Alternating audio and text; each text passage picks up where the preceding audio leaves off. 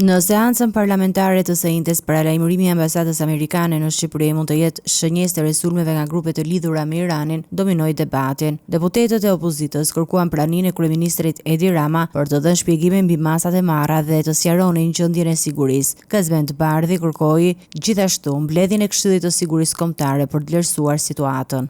Çështjet e sigurisë kombëtare nuk janë çështje as Twitteri, as qëndrime me burimet qeverisë, as çështje kafenesh.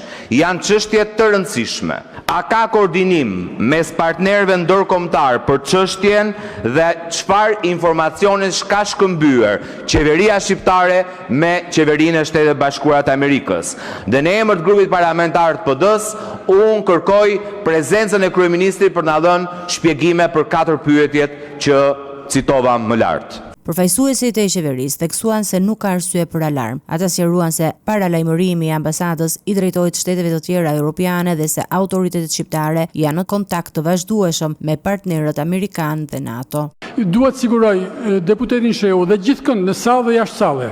Ne ndjekim me shumë vëmendje, me shumë seriozitet, si deklaratat e partnerëve tanë këtu, jemi në kontakt me ta këtu, jemi në kontakt me ata në Washington, jemi në kontakt me partnerët e tjerë në NATO, janë diskutime që bëhen në forumet të ndryshme, por ajo që duhet të them është që vlerësimi që kemi sot, duke ndjekur me vijimësi të gjitha ngjarjet, të gjitha deklaratat, të gjitha zhvillimet, është që nuk ka absolutisht asnjë arsye për të qenë të alarmuar.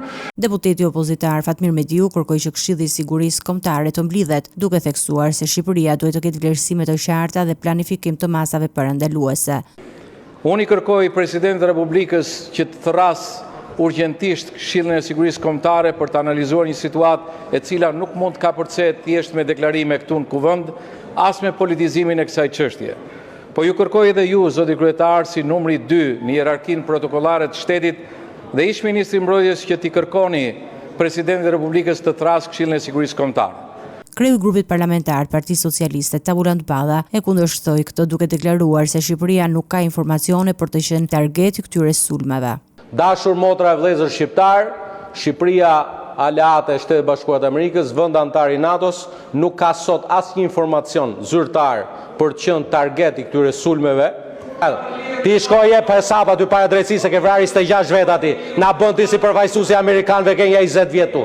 Paralajmërimi i ambasadës amerikane u dha të mërkurën duke këshilluar qytetarët amerikanë të tregojnë vigjilencë të shtuar dhe të shmangin vende turistike të mbipopulluara, pasi grupe të lidhura me Iranin mund të synojnë subjekte të lidhura me SBA-n ose elemente të opozitës iraniane në Shqipëri.